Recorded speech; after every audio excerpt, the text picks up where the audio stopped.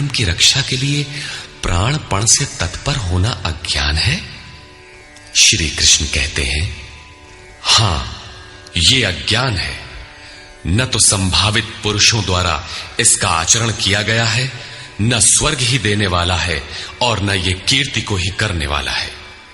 सन्मार्ग पर जो दृढ़ता पूर्वक आरूढ़ है उसे आर्य कहते हैं। परिवार के लिए मरना मिटना यदि अज्ञान न होता तो महापुरुष उस पर अवश्य चले होते।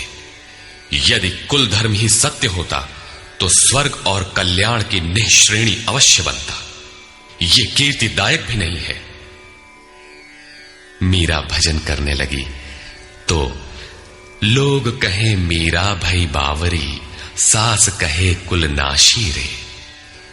जिस परिवार, कुल और मर्यादा के लिए मीरा की सास बिलख रही थी, आज उस कुलवंती सास को कोई नहीं जानता।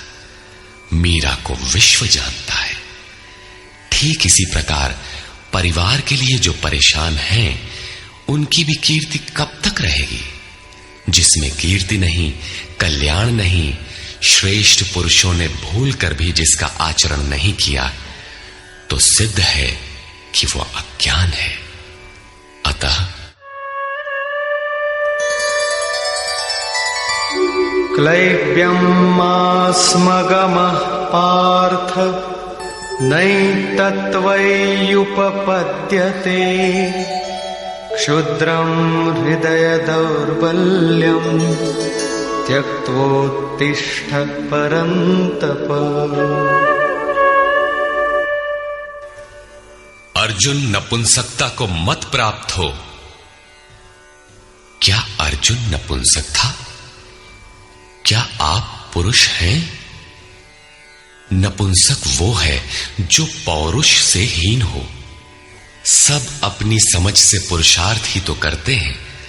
किसान रात दिन खून पसीना एक करके खेत में पुरुषार्थ ही तो करता है।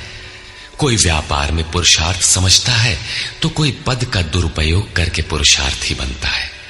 जीवन भर पुरुषार्थ करने पर भी खाली हाथ जाना पड़ता है। स्पष्ट है कि ये पुरुषार्थ नहीं है। शुद्ध पुरुषार्थ है आत्मदर्शन।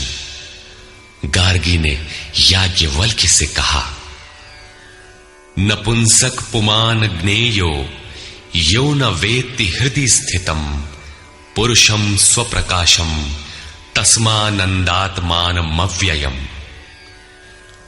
वो पुरुष होते हुए भी नपुंसक है जो हृदयस्थ आत्मा को नहीं पहचानता। वो आत्मा ही पुरुष स्वरूप, स्वयं प्रकाश, उत्तम आनंद युक्त और अव्यक्त है। उसे पाने का प्रयास ही पौरुष है। अर्जुन, तू नपुंसकता को न प्राप्त हो, ये तेरे योग्य नहीं है। हे परम तप, हृदय की इस क्षुद्र दुर्बलता को त्याग कर युद्ध के लिए खड़ा हो। इस पर अर्जुन ने तीसरा प्रश्न प्रस्तुत किया। अर्जुन उवाच,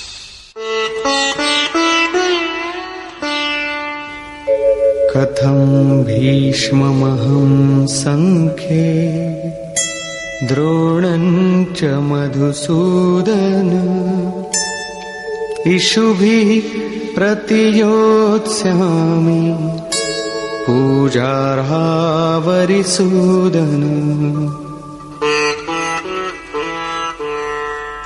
अहंकार का शमन करने वाले मधुसूदन, मैं रणभूमि में पितामह भीष्म और आचार्य द्रोण से किस प्रकार बाणों से युद्ध करूंगा, क्योंकि अरिसूदन वे दोनों ही पूजनीय हैं।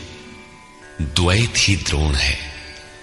प्रभु अलग हैं, हम अलग हैं।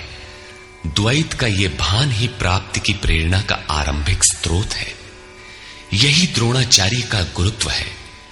भ्रम ही भीष्म है। जब तक भ्रम है तभी तक बच्चे, परिवार, रिश्तेदार सभी अपने लगते हैं। अपना लगने में भ्रम ही माध्यम है।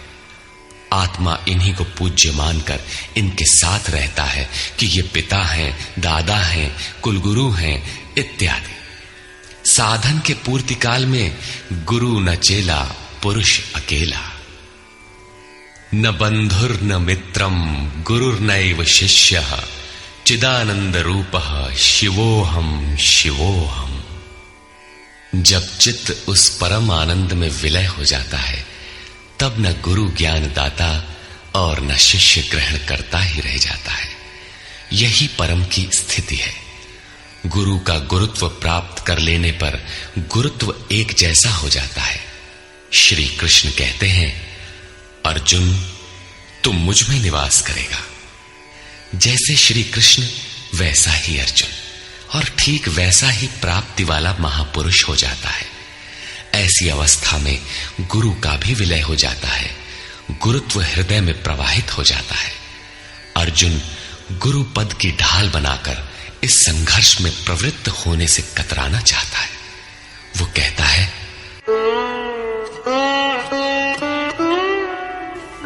गुरून् हत्वा हि महानुभावान् श्रेयो भोक्तुम् भैक्षमपीह लोके हत्वार्थकामास्तु गुरूनिहैव भुञ्जीय भोगान् रुधिरप्रदिग्धान्। इन महानुभाव गुरुजनों को न मारकर मैं इस लोक में भिक्षा का अन्न भी श्रेयस्कर समझता हूं। यहां भिक्षा का अर्थ उदर पोषण के लिए भीख मांगना नहीं, बल्कि सत्पुरुषों की टूटी फूटी सेवा द्वारा उनसे कल्याण की याचना ही भिक्षा है। अन्नम ब्रह्मेति व्यजानात्। अन्न एकमात्र परमात्मा है, जिसे प्राप्त करके आत्मा सदा के लिए तृप्त हो जाता है, कभी अतृप्त नहीं रहता। हम महापुरुषों की सेवा और याचना द्वारा शनैः शनैः ब्रह्म पीयूष प्राप्त करें, किंतु ये परिवार न छूटे, यही अर्जुन के भिक्षान्न की कामना है। संसार में अधिकांश लोग ऐसा ही करते हैं। वे चाहते हैं कि पारिवारिक स्नेह संबंध न मारना पड़े और मुक्ति भी शनैः शनैः मिल जाए, किंतु चलने वाले पथिक के लिए, जिसके संस्कार इनसे ऊपर है, जिसमें संघर्ष की क्षमता है, स्वभाव में क्षत्रियत्व प्रवाहित है, उसके लिए इस भिक्षान्न का विधान नहीं है। स्वयं न करके याचना करना भिक्षान्न है। गौतम बुद्ध ने भी मध्यम निकाय के धम्म दायाद सुत्त में इस भिक्षान्न की आमिष दायाद कहकर उसे हेय माना है, जबकि शरीर यापन से सभी भिक्षु थे। इन गुरुजनों को मारकर मिलेगा क्या? इस लोक में रुधिर से सने अर्थ और काम के भोग ही तो भोगने को मिलेंगे।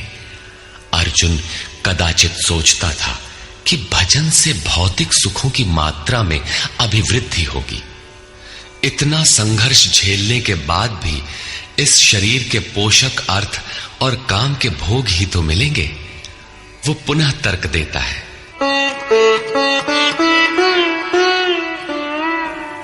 न चैतद्विद्मः कतरन्नो गरीयो यद्वा जयेम यदि वा नो जयेयो यानेव हत्वा न जिजीविषामः तेव स्थिताः प्रमुखे धार्तराष्ट्राः। ये भी निश्चित नहीं है कि वो भोग मिलेगा ही। ये भी हम नहीं जानते कि हमारे लिए क्या करना श्रेयस्कर है, क्योंकि जो कुछ हमने कहा वो अज्ञान प्रमाणित हो गया। ये भी ज्ञात नहीं है कि हम जीतेंगे अथवा वे ही जीतेंगे। जिन्हें मारकर हम जीना भी नहीं चाहते, वे ही धृतराष्ट्र के पुत्र हमारे सामने खड़े हैं। अज्ञान रूपी धृतराष्ट्र से उत्पन्न मोह इत्यादि स्वजन समुदाय मिट ही जाएंगे, तब हम जीकर ही क्या करेंगे? अर्जुन पुनः सोचता है कि जो कुछ हमने कहा कदाचित ये भी अज्ञान हो, अतः प्रार्थना करता है, कार्पण्यदोषोपहतः स्वभावः पृच्छामि त्वां धर्मसम्मूढचेताः